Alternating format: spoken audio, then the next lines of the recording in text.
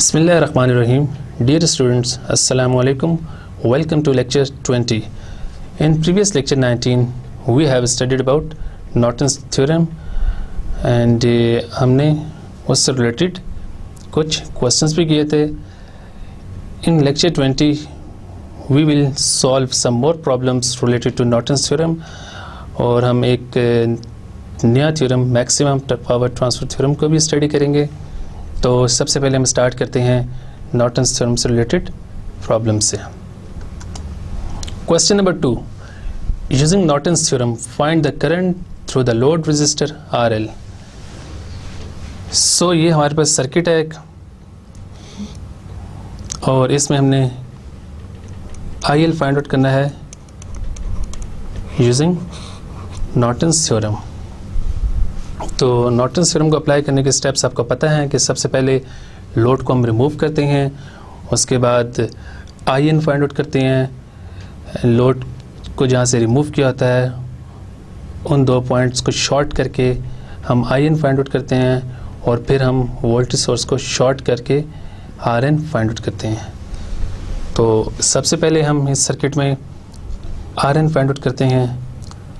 RN के लिए हम इस वोल्टेज सोर्स को शॉर्ट कर देंगे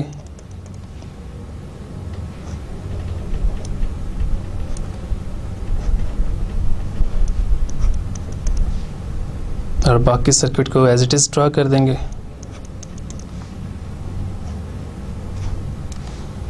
और यहाँ से लोड को रिमूव कर देंगे और यहाँ से आप RN देखेंगे. सो ये रजिस्टर हमारे पास 10 किलो ओम्स का है, ये रजिस्टर भी 10 किलो ओम्स का है, ये भी 10 किलो ओम्स का है और ये 5.6 और ये भी 5.6 किलो ओम्स का है. तो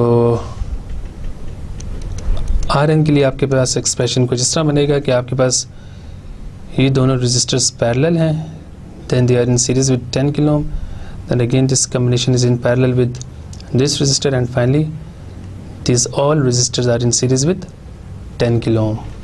तो इसके लिए हम एक्सप्रेशन लिखते हैं 10 kilo ohm is in parallel with 5.6 kilo ohm plus 10 kilo ohm. Then this whole expression is in parallel with 5.6 kilo ohm and finally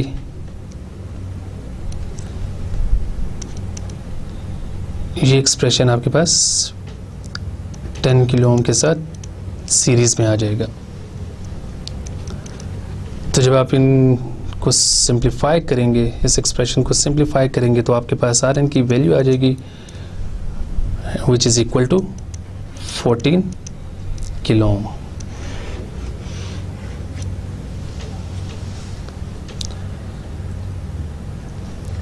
अब हम IN की बात करते हैं.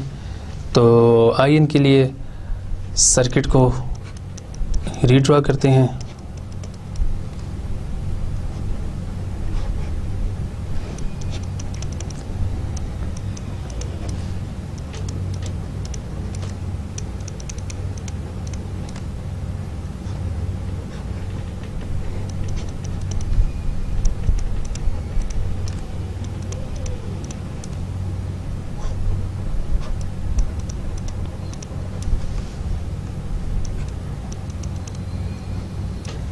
तो आपके पास लोड रेजिस्टर यहाँ पे था, तो उस रेजिस्टर को मैंने रिमूव कर दिया और इन दोनों पॉइंट्स को शॉर्ट कर देंगे. तो जो करंट यहाँ से पास कर रहा होगा उसको हम IN कह देते हैं. तो हमने IN फाइंड आउट करना है. तो IN फाइंड आउट करने के लिए आपके पास ये करंट होना चाहिए. सपोज इस करंट को मैं I1 कह देता हूँ और I1 को फाइंड आउट करने के लिए आपके पास टोटल करंट IT होना चाहिए। तो सबसे पहले हम इस सर्किट में RT फाइंड आउट करते हैं। So RT is equal to, RT के लिए मैं यह एक्सप्रेशन लिख देता हूँ।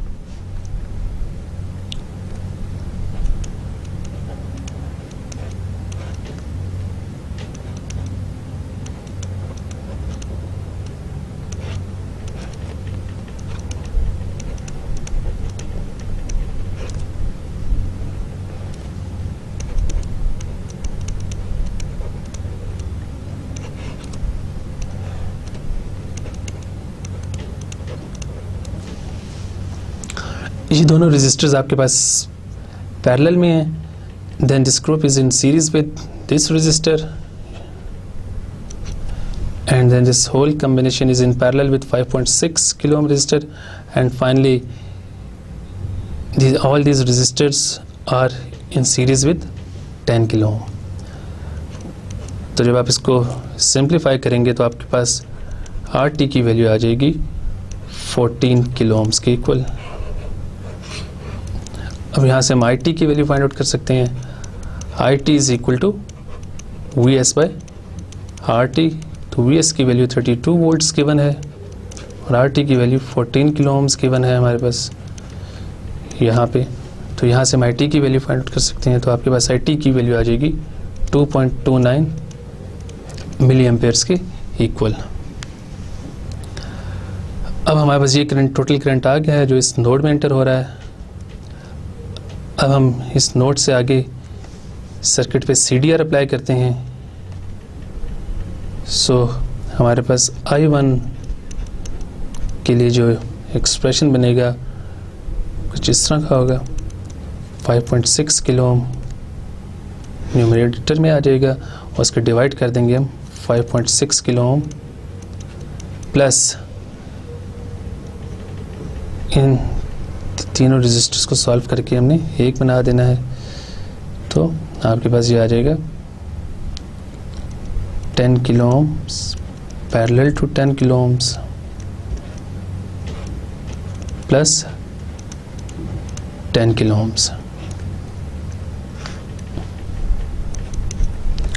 क्योंकि CDR में हमें अगर I1 करंट चाहिए तो, और I1 करंट आपके पास ये है जो 10 किलो ओम में से पास कर रहा है, तो आप इसको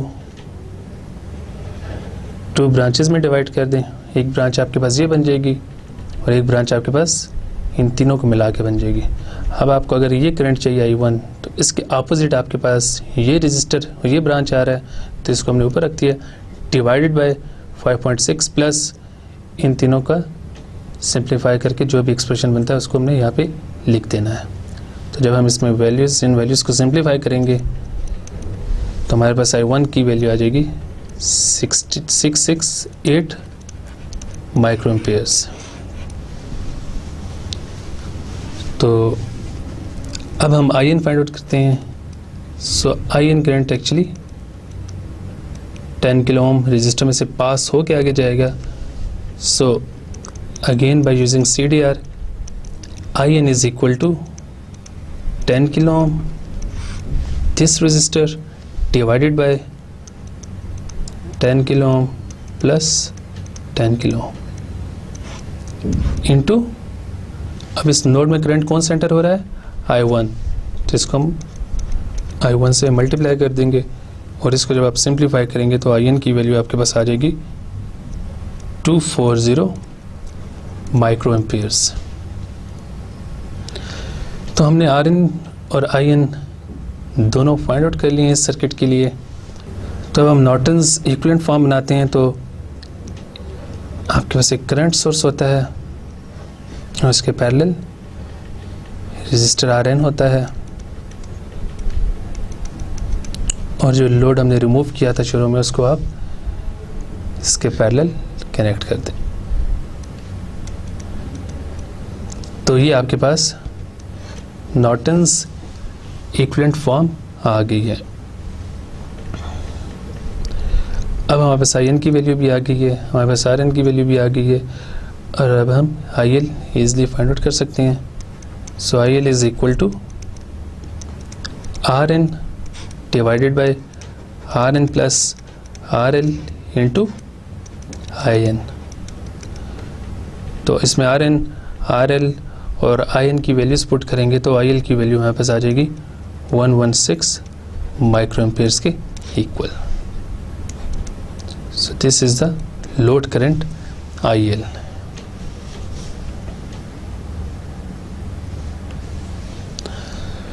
Question number 3. Using Norton's theorem, find the voltage across R5 in the following figure. अब आपके पास इस क्वेश्चन में ये सर्किट है and it is comparatively difficult circuit. तो अब हम इसको सॉल्व करते हैं स्टेप बाय स्टेप। सबसे पहले आप इस सर्किट में ये चीज़ नोट करें कि इसमें 2 सोर्सेज हैं, एक वोल्टेज सोर्स और एक करंट सोर्स। तो सबसे पहले इस सर्किट के ऊपर हमने सुपरपोजिशन थ्योरम अप्लाई करना है, क्योंकि हम एट ए टाइम किसी एक सोर्स का इफेक्ट लेंगे, और उसके बाद फिर उस सर्किट के ऊपर हमने नॉर्टन्स थ्योरम अप्लाई करना है।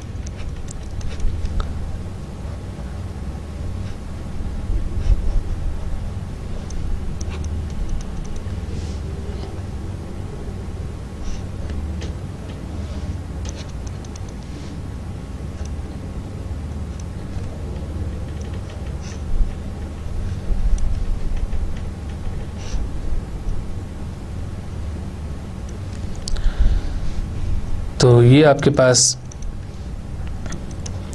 रजिस्टर R1 है, ये रजिस्टर R2 है, this is R5, this is R3,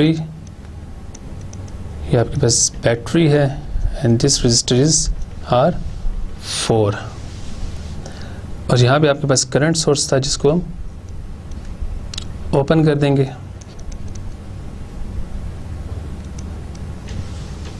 क्योंकि इस सर्किट के बारे में सुपरपोजिशन थ्योरम अप्लाई किया है, तो हम पहले वोल्टेज सोर्स का इफेक्ट ले रहे हैं, तो करंट सोर्स को हम ओपन कर देंगे। तो जैसे जब हम करंट सोर्स को ओपन करेंगे तो इस रजिस्टर का इफेक्ट भी ख़त्म हो जाएगा। तो आपके पास सर्किट की जो फॉर्म बन जाएगी वो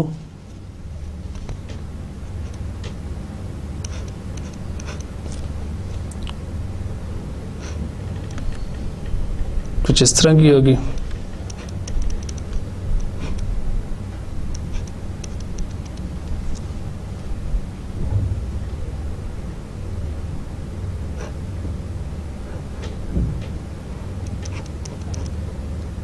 एक रजिस्टर आपके पास यहाँ पे है which is R3, this is R2, this is R1 and this is R4।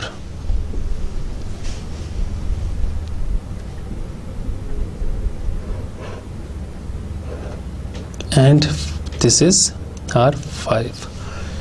Superposition theorem apply करने के बाद आपके पास सर्किट की नई फॉर्म ये बन जाएगी। अब क्वेश्चन में है कि हमने वोल्टेज फाइंड आउट करनी है अक्रॉस R5, तो हम R5 को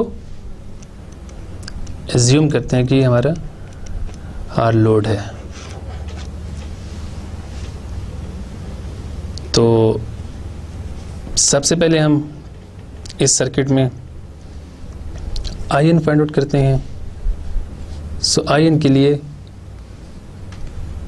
इस रजिस्टर R5 को यहाँ से रिमूव करके इसको हम शॉर्ट से रिप्लेस कर देंगे। तो अब आपके पास सर्किट की जो नई फॉर्म आएगी वो कुछ इस तरह की होगी।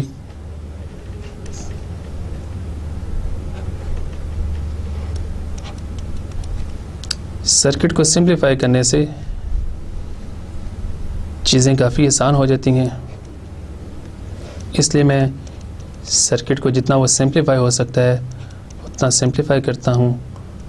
ये रजिस्टर आपके पास R1 है, ये R2 है, ये R3 है, ये R4 है,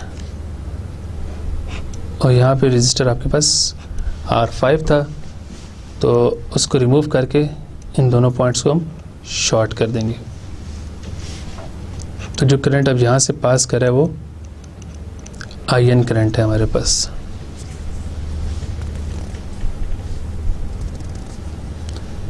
तो अब सबसे पहले इस सर्किट में हम RT फाइंड आउट करते हैं। सो इस सर्किट में आर टी के लिए आपके पास जो एक्सप्रेशन आएगा वो कुछ इस तरह का होगा, R3 plus R1 parallel to R4, क्योंकि इसमें जो रजिस्टर है R2 वो बाईपास हो रहा है यहाँ से, क्योंकि R2 के पैरेलल एक शॉर्ट कनेक्टेड है, तो करंट शॉर्टेस्ट पाथ को फॉलो करेगा और R2 में से करंट पास नहीं होगा।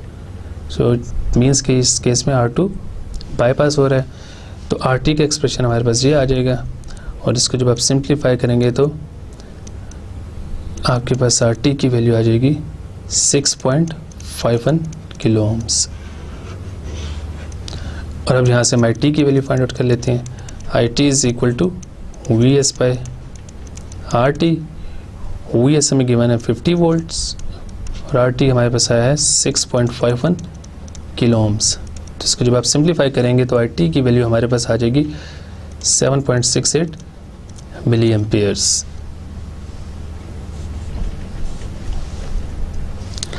अब हमारे पास IT की वैल्यू आ गई है, और अब हम यहाँ से IN की वैल्यू ईजिली फाइंड आउट कर सकते हैं।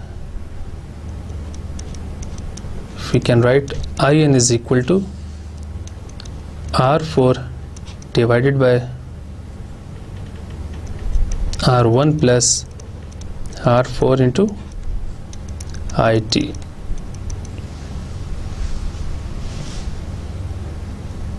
तो इसको जब आप सिंप्लीफाई करेंगे तो आपके पास IN की वैल्यू आ जाएगी 6.98 मिली एम्पियर्स के इक्वल।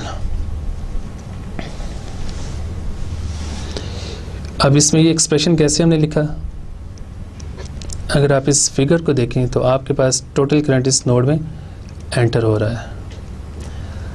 अब ये रजिस्टर R2 तो बाईपास हो रहा है, ये तो ख़त्म हो जाएगा। अब आपके पास करंट इस नोड पे आके डिवाइड होगा, और कुछ करंट आपका यहाँ चला जाएगा और कुछ करंट R4 में आ जाएगा। तो अब हमें IN फाइंड आउट करना है, जो करंट यहाँ से पास कर रहा है, and this current is actually passing through resistor R1। तो हम ये भी कह सकते हैं कि IN is equal to I1। So जब हमें I1 फाइंड आउट करना होगा तो हम इसके ऑपोजिट साइड पे जो रजिस्टर है which is in this case R4, उसको हम न्यूमरेटर में रखेंगे divided by R1 plus R4 into IT। तो यहाँ पे आपके पास IN की वैल्यू आ जाएगी 6.98 मिली एम्पियर्स।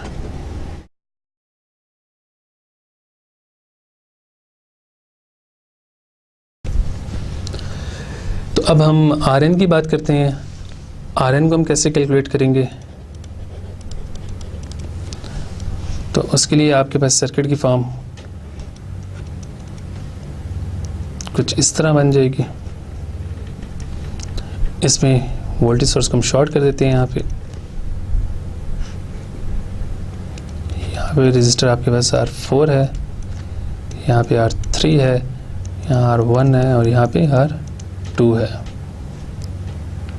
और करंट सोर्स यहाँ पे ओपन हो जाएगा। तो आपके पास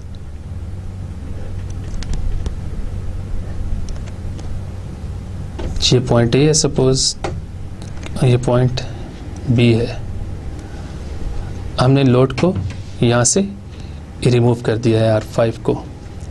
तो अब हमारा जो RN होगा वो हम इस साइड से देखेंगे। तो इस सर्किट को अगर मैं रीड्रॉ करूँ थोड़ा सा मॉडिफाई करके, तो हमारे पास सर्किट की जो फॉर्म बनेगी वो कुछ इस तरह की होगी।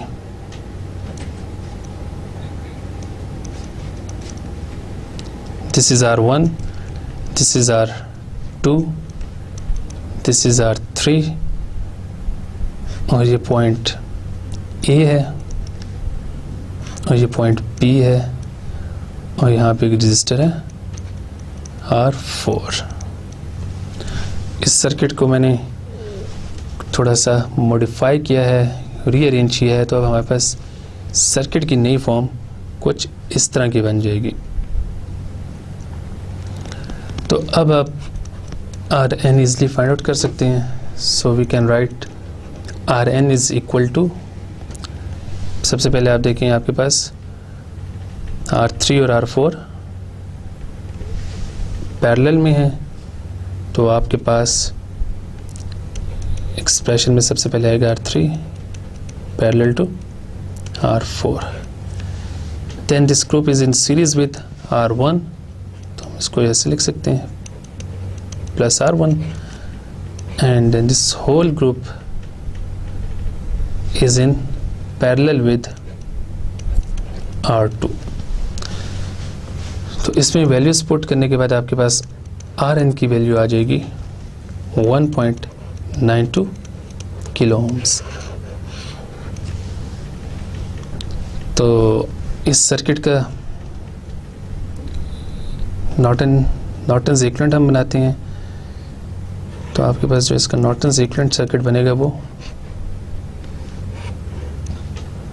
कुछ इस तरह होगा कि आपके पास IN होगा, ये आपके पास RN है, और ये आपके पास जो आपका इस केस में लोड था जो कि R5 है।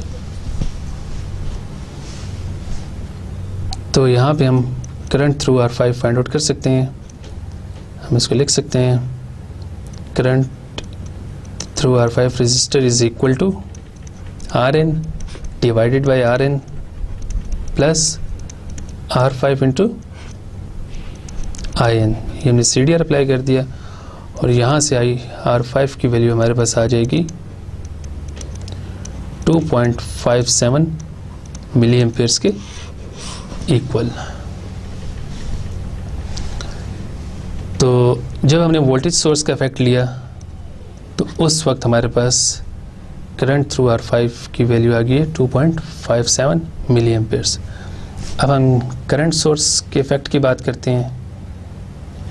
तो इसमें अब हमने वोल्टेज सोर्स को शॉर्ट कर देना है, तो हमारे पास अब सर्किट की जो फॉर्म बनेगी कुछ इस तरह होगी। This is R1, this is R2, this is R3, this is R4, और यहाँ पे आपके पास करंट सोर्स है, और यहाँ पे एक रजिस्टर R6 है।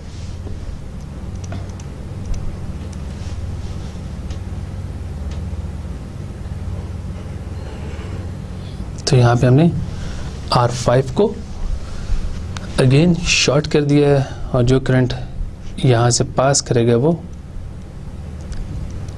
IN के इक्वल होगा। इस सर्किट को अगर मैं फर्दर सिंप्लीफाई करूं तो हमारे पास सर्किट की जो नई फॉर्म होगी वो कुछ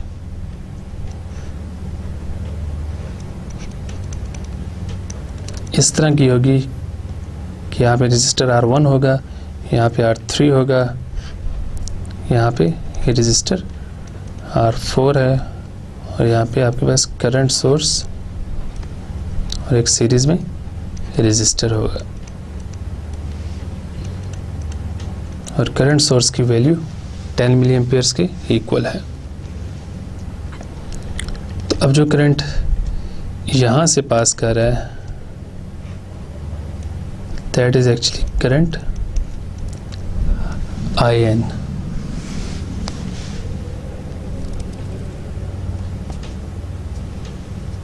तो अब इसमें हम IN ईजली फाइंड आउट कर सकते हैं। So we can write IN is equal to R3 parallel to R4 divided by R1 plus R3 parallel to R4 into 10 milli amperes. इसको जब हम सिंप्लीफाई करेंगे तो हमारे पास IN की वैल्यू आ जाएगी 7.82 मिली एम्पेयर्स के इक्वल।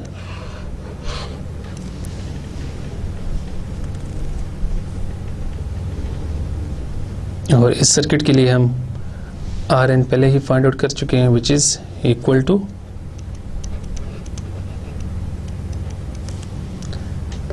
1.92 kilo ohms. तो अब इस सर्किट का जो नॉर्टन्स इक्विवेलेंट सर्किट बनेगा वो कुछ इस तरह का होगा कि आपके पास यहाँ पे एक करंट सोर्स आई एन होगा, यहाँ पे एक पैरेलल रेजिस्टर आर एन होगा और यहाँ पे आपके पास रेजिस्टर R5 होगा। सो IR5 is equal to Rn divided by Rn plus R5 into In।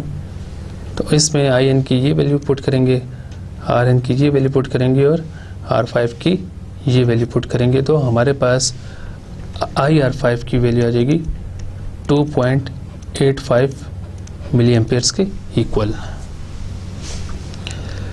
तो अब हमारे पास current through IR5 due to voltage source भी आ गया और current through resistor R5 due to current source भी आ गया। तो IR5 टोटल हमारे पास किसके इक्वल होगा? हम यहाँ से पहले करंट की डायरेक्शन देख लेते हैं। तो आपके पास जैसे कि IR5 की पहले जो वैल्यू आई थी वो 2.57 मिली एम्पेयर्स के इक्वल है और जो अब आपके पास वैल्यू आई है वो 2.85 मिली एम्पेयर्स के इक्वल है।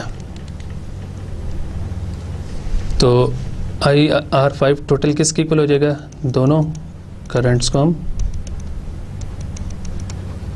ऐड कर देंगे, IR5 due to voltage source and IR5 due to current source. तो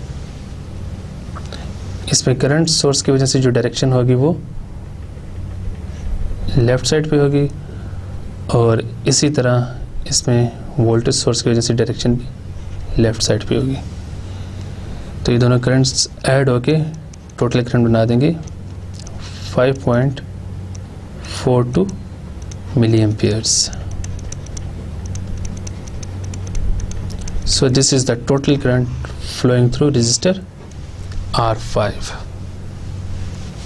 और अगर हम इस रेजिस्टर के क्रॉस वोल्टेज फाइंड आउट करना चाहें तो हम लिख सकते हैं V5 is equal to IR5 total into R5। So voltage across resistor R5 is equal to 17.9 volts।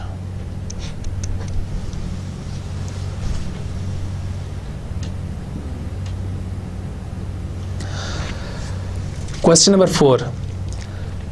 Reduce the circuit between terminals A and B in the following figure to its Norton equivalent। अब again इस circuit में आपके पास there are two different sources, one is voltage source and other is current source। तो सबसे पहले हम Rn find out करते हैं। तो Rn फाइंड आउट करने के लिए वोल्टेज सोर्स को हम शॉर्ट कर देते हैं और करंट सोर्स को हम ओपन कर देते हैं।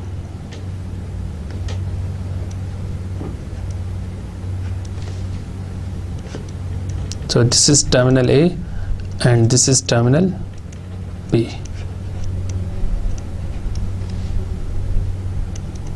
This resistor is R1, this resistor is R2, this resistor is R3 and this resistor is R4। So Rn आपके पास आ जाएगा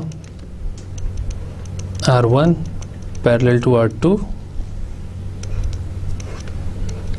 plus R3 and then this whole expression is in parallel with R4।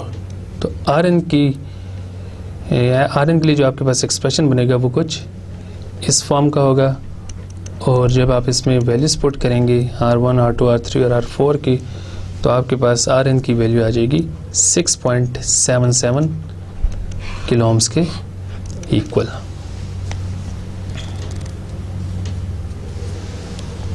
अब again इस circuit पे हम superposition theorem apply करते हैं, और सबसे पहले हम वोल्टेज सोर्स का इफेक्ट देखते हैं इस सर्किट के ऊपर। तो उसके लिए आपके पास सर्किट की जो फॉर्म बनेगी वो कुछ इस तरह की होगी। करंट सोर्स को हम रिमूव कर देते हैं, तो आपके पास रेजिस्टर R3 यहाँ नीचे आ जाएगा, और अब आपके पास सर्किट की फॉर्म ये बन जाएगी। ये आपके पास वोल्टेज सोर्स है, ये R1 है, ये R2 है, ये रेजिस्टर R3 है, और ये R4 है।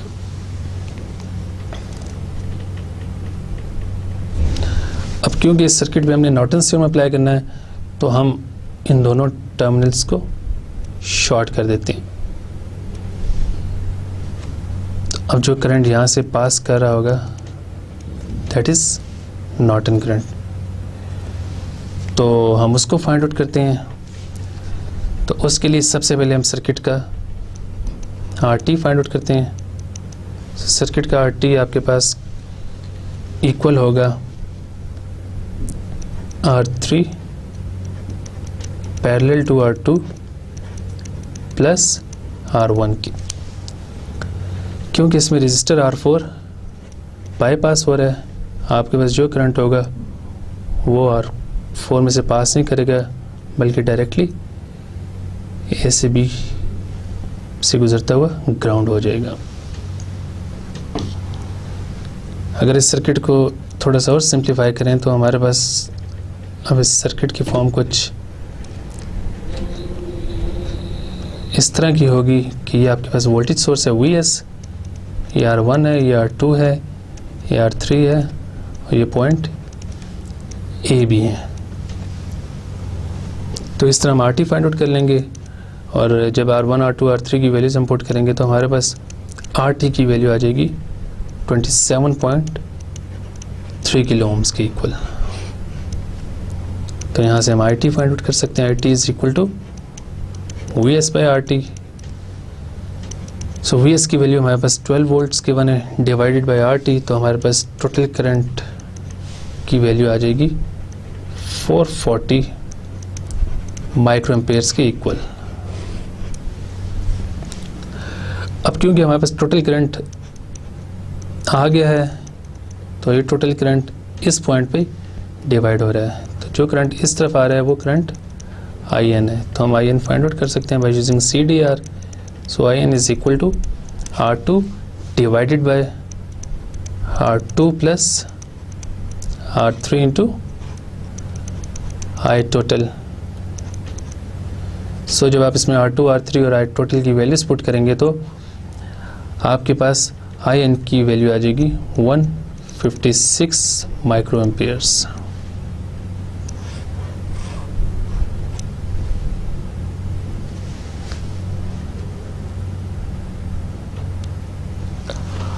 अब हम करंट सोर्स का इफेक्ट लेते हैं,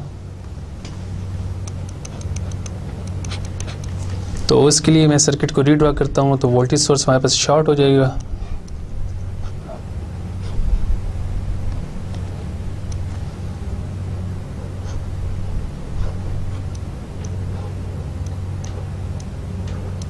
तो आपके पास सर्किट की फॉर्म कुछ इस तरह आ जाएगी। ये आपके पास रेजिस्टर R1 है, ये रेजिस्टर R2 है, ये रेजिस्टर R3 है, this is current source and this is resistor R4, and this is point A and this is point B।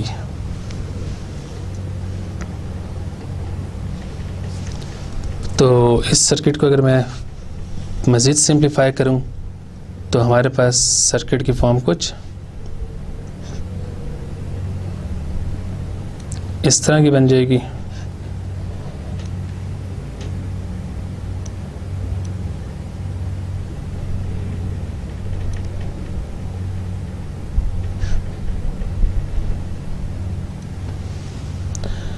और ये दोनों पॉइंट्स आपके पास शॉर्ट हो जाएंगे।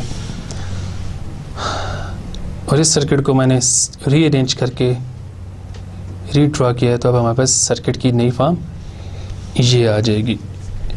तो ये आपके पास रजिस्टर R1 है, ये रजिस्टर R2 है, ये करंट सोर्स है IS, और ये रजिस्टर हमारे पास है R3।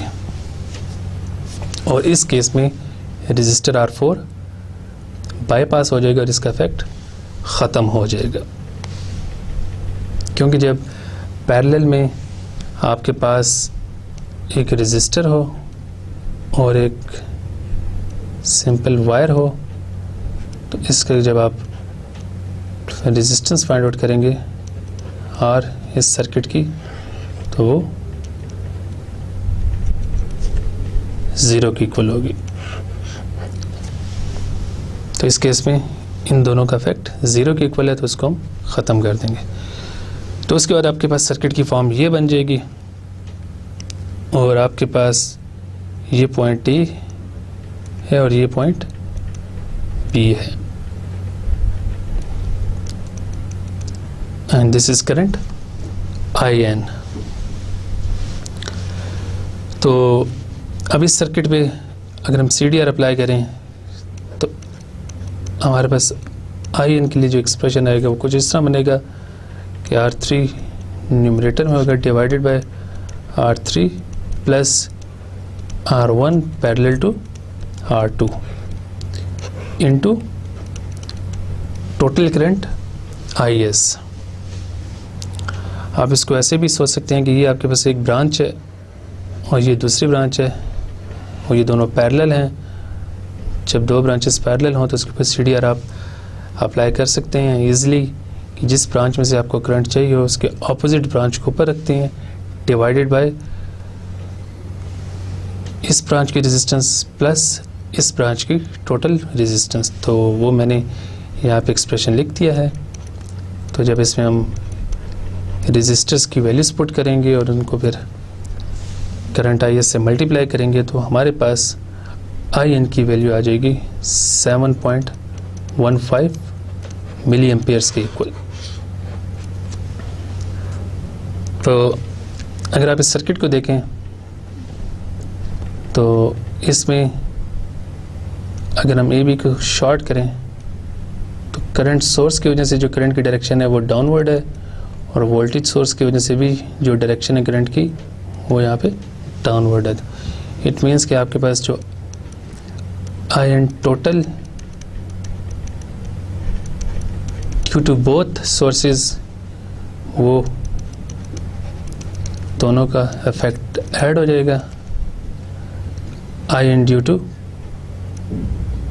Voltage source and IN due to current source. तो ये आपके पास 156 माइक्रो एम्पियर्स के इक्वल था, और ये आपके पास 7.15 मिली एम्पियर्स के इक्वल आया है। तो IN टोटल हमारे पास आ जाएगा 7.31 मिली एम्पियर्स के equal.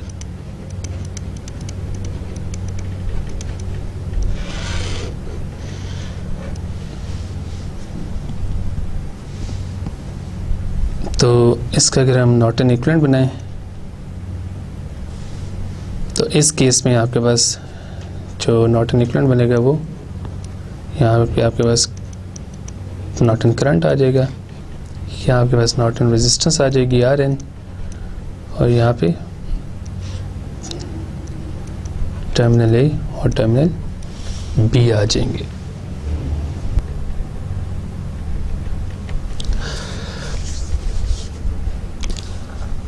Now we talk about another theorem, which is maximum power transfer theorem. The maximum power transfer theorem is important when you need to know the value of the load at which the most power is delivered from the source. Maximum power transfer theorem की definition है, that is, for a given source voltage, maximum power is transferred from a source to a load when the load resistance is equal to the internal source resistance. ये एक simple circuit given है जिसमें यहाँ पे एक resistance RS है which is the internal resistance of the source और एक लोड रेजिस्टर है. So from the statement when RS is equal to RL, so then maximum power will be transferred from the source to the load. ये तो आपके पास एक simple circuit है. अगर आपके पास कोई कॉम्प्लिकेटेड सर्किट हो जिसमें बहुत से रेजिस्टर्स हों तो फिर आप सबसे पहले R थेवेनिन फाइंड आउट करेंगे उस सर्किट का. उसके बाद फिर आप कह सकते हैं कि when R Thevenin is equal to RL then maximum power will be transferred to the load. Maximum power transfer theorem को समझने के लिए हम एक क्वेश्चन करते हैं. Question is the source in the following figure has an internal source resistance of 75 ohm. We have to determine the load power for each of the following values of load resistance. RL की value हमारे पास first case में 0 ohm है, then 25 ohms, then 50 ohms, then 75 ohms, then 100 ohms and then 125 ohms. तो हमने different loads के लिए power find out करनी है और हमने देन कंपेयर करना है कि किस लोड के लिए मैक्सिमम पावर लोड को ट्रांसफ़र हो रही है. और फाइनली फिर हमने एक ग्राफ ड्रा करना है which will be showing the load power versus the load resistance. तो सबसे पहले हम पार्ट ए की बात करते हैं. जब आपके पास RL की वैल्यू 0 ohm है तो टोटल करंट हमारे पास किसके इक्वल होगा?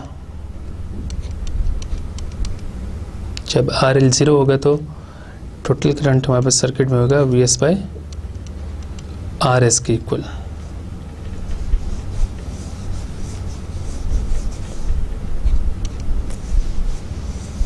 तो VS की वैल्यू हमें गिवन है 10 volts, RS की वैल्यू हमें गिवन है 75 ohm. सो ये आपके पास आ जाएगा 133 मिली एम्पेयर्स के equal. So this total current is equal to the load current. क्योंकि ये दोनों रेजिस्टर सीरीज में हैं तो दोनों में से सेम करंट पास कर रहा होगा. सो अब हम पावर फाइंड आउट कर लेते हैं कि लोड में मैक्सिमम पावर कितनी है. जब आपके पास लोड की वैल्यू 0 ohm है so this is equal to I square into RL. तो इस केस में जब आपके पास लोड की वैल्यू 0 ohms है तो आप इसको जब करंट के साथ मल्टीप्लाई करेंगे तो आपके पास पावर भी 0 हो जाएगी. सो ये आपके पास 0 watt के इक्वल आ जाएगा. अब हम पार्ट बी की बात करते हैं. when load is equal to 25 ohms. तो इस वक्त आपके पास जो लोड करंट होगा and this is equal to the total current of the circuit, उसको हम by using ohm's law find out कर सकते हैं. VS divided by RS plus RL. So VS की वैल्यू 10 वोल्ट्स हम यहाँ पुट करेंगे, RS की वैल्यू 75 ohms और RL की वैल्यू 25 ohms पुट करेंगे. तो इसको जब आप सिंप्लीफाई करेंगे तो IL की वैल्यू हमारे पास आ जाएगी 100 मिली एम्पेयर्स. तो अब यहाँ से हम पावर फाइंड आउट करते हैं. PL is equal to LI square into RL. So it will become 100 milli ampere square into 25 ohm. जब आप इन दोनों को मल्टीप्लाई करेंगे तो आपके पास पावर आ जाएगी 250 मिली वॉट्स.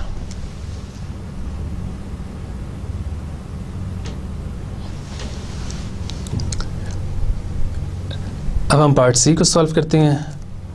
पार्ट सी में RL गिवन है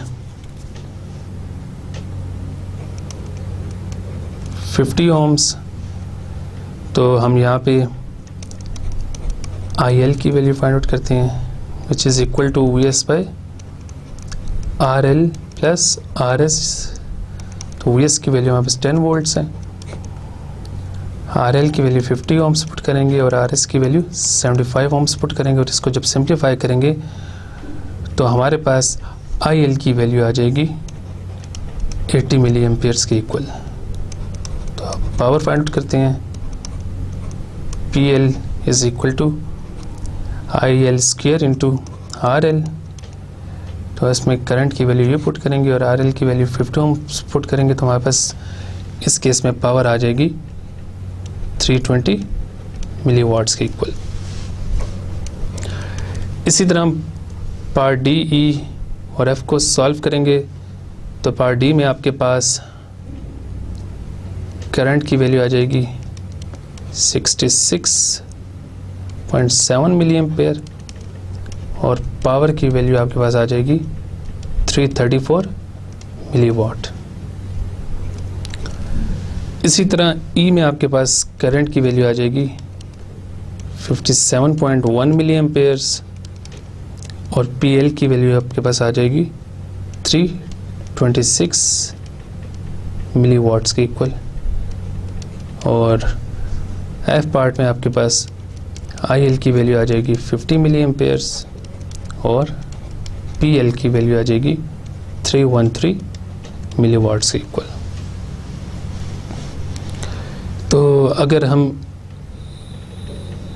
इन वैल्यूज़ को ड्रा करें ग्राफ के ऊपर और अगर हम एक्स एक्सिस को RL कह दें और वाई एक्सिस को PL कह दें और इन वैल्यूज़ को यहाँ पे ड्रा करें तो आपके पास ये ग्राफ बनता है और जिसमें आप नोट कर सकते हैं कि when RL is equal to RS,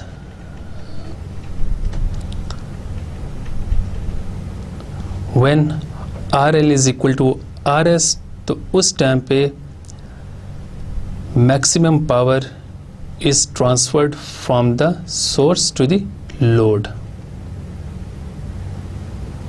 तो जब आपके पास RL की वैल्यू 75 ohms है तो आपके पास मैक्सिमम पावर 334 मिली वाट्स है। तो हम कह सकते हैं कि पार्ट डी में आपके पास मैक्सिमम पावर लोड को ट्रांसफ़र हो रही है।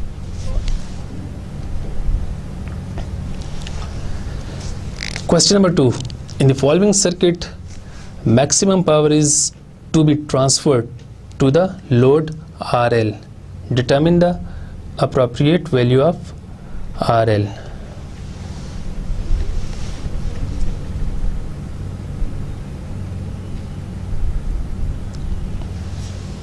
Question number 2. In the following circuit, maximum power is to be transferred to the load RL and we have to determine the value of RL. So as we know by maximum power transfer theorem, when RS is equal to RL, so then maximum power transfer होती है to the load. तो इस case में अगर ये आपके पास ये RL है तो ये आपके पास RS की इक्वल होगा। तो RS की वैल्यू आपको गिवन है which is equal to 12 ohms। So we can say that RL is also equals to 12 ohm। So जब RL की वैल्यू 12 ohms होगी तो उस वक्त मैक्सिमम पावर लोड को ट्रांसफ़र हो रही होगी। Question number 3. In the following circuit maximum power is transferred to the load RL and in this circuit we have to find the value of RL। So अब इस case में आपके पास एक current source है, उसकी इंटरनल रेजिस्टेंस गिवन है 8.2 kilo ohm और यहाँ पे एक लोड रजिस्टर है. So again when R L is equal to R S, तो इस केस में आपके पास आर एस की वैल्यू 8.2 किलो ओम्स है. So R L is equal to 8.2 kilo. So then maximum power will be transferred to load. Question number 4. In the following circuit, maximum power is to be transferred to the load RL. Determine the appropriate value for RL. So, as we know that RS is equal to RL, maximum power will be transferred to the load. So इसको हम ऐसे भी लिख सकते हैं कि when RTH is equal to RL, then maximum power is transferred to the load. So अब इस सर्किट का हम RTH फाइंड आउट करते हैं और फिर उस RTH से हम RL की वैल्यू फाइंड आउट कर सकते हैं. तो इस सर्किट को मैं रीड्रॉ करता हूँ.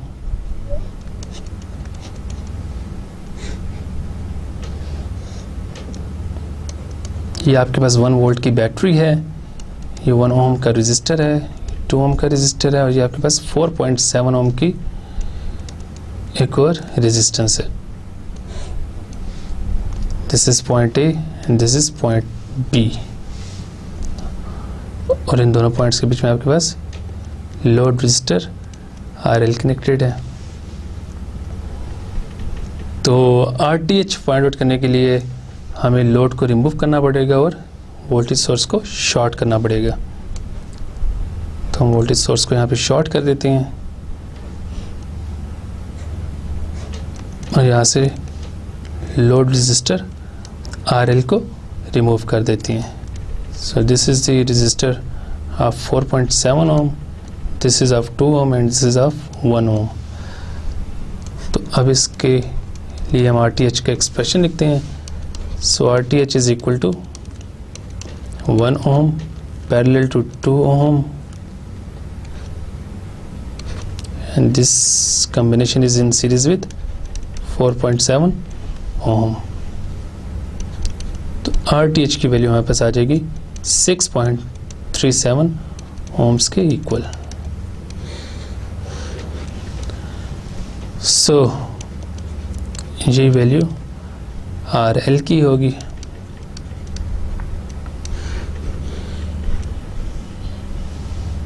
सो जब RL की वैल्यू 6.37 हम यहाँ पे रखेंगे तो मैक्सिमम पावर लोड को ट्रांसफ़र हो रही होगी. Question number 5.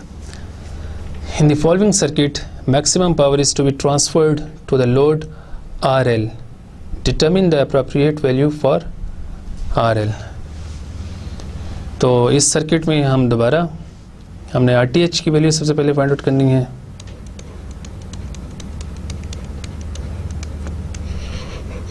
तो जो वैल्यू RTH की होगी वही RL की होगी. तो सबसे पहले हम इस करंट सोर्स को यहाँ से रिमूव कर देते हैं और लोड को भी रिमूव कर देते हैं. तो आपके पास बाकी जो सर्किट बचेगा वो कुछ इस तरह का होगा. ये आपके पास 680 ओम का रजिस्टर और ये आपके पास 47 ओम का रजिस्टर है. तो यहाँ से हमने देखना है RTH. So RTH is equal to 47 ohm plus 680 ohms. तो ये आपके पास आ जाएगा 727 ओम्स के इक्वल. सो ये वैल्यू आपके पास RL की होगी 727 ohms.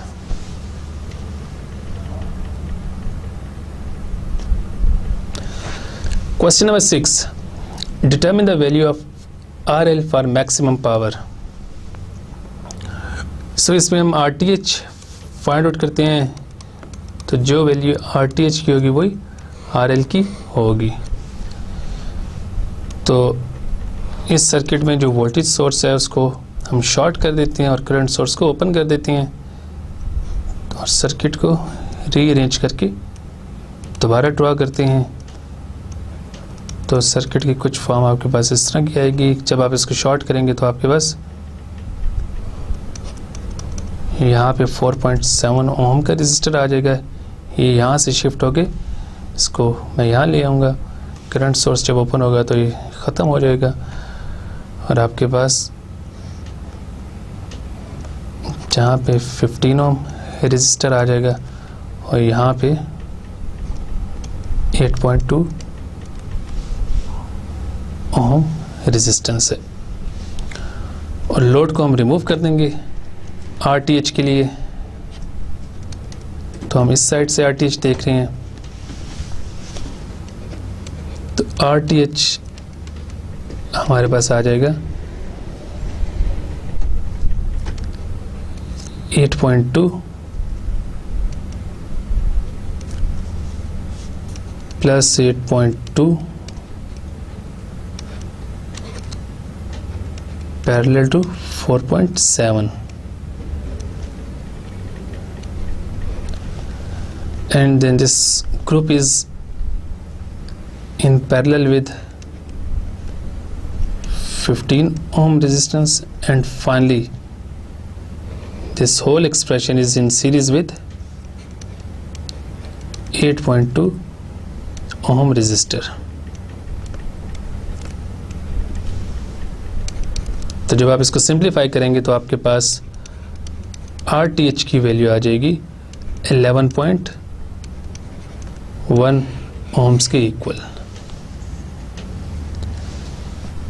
सो आपके पास यहाँ पे इस केस में RL की वैल्यू 11.1 ohm होगी।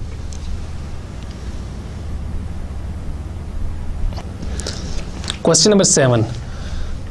What are the values of R4 and Rthevenin when the maximum power is transferred from the Thevenized source to the ladder network? So as we know that RTH is equal to R ladder। इसमें हम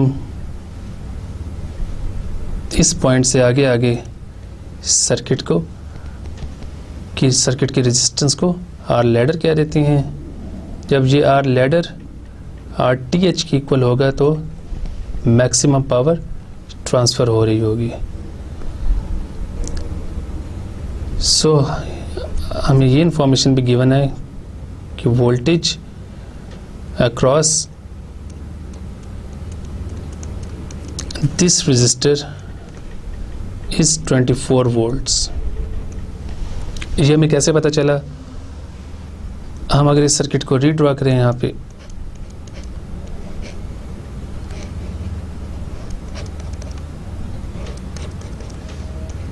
ये भी Thevenin given है हमें 48 volts, ये are Thevenin है और इसको मैंने आर लैडर कह दिया। तो जब ये दोनों सेम होंगे तो आपके पास लोड में या इस केस में आर लैडर में मैक्सिमम पावर जा रही होगी। तो जब ये दोनों सेम होंगे तो इनके क्रॉस वोल्टेज भी सेम ड्रॉप होगी। यहाँ पे टोटल वोल्टेज 48 वोल्ट्स के बना है तो 24 वोल्ट्स इसके क्रॉस ड्रॉप हो रहे हैं और 24 वोल्ट्स इस लैडर नेटवर्क के क्रॉस ड्रॉप हो रहे हैं। तो जब हमें इस आर थेवेनिन के क्रॉस वोल्टेज मिल गई है तो अब हम आर थेवेनिन की वैल्यू फाइंड आउट कर सकते हैं। So we can write R Thevenin is equal to V R Thevenin divided by 0.5 amperes current. तो इसकी वैल्यूज़ जब आप पुट करेंगे वी आर थेवेनिन की 24 वोल्ट्स को 0.5 से डिवाइड करेंगे तो आर थेवेनिन की वैल्यू हमारे पास आ जाएगी 40 8 ohms के इक्वल।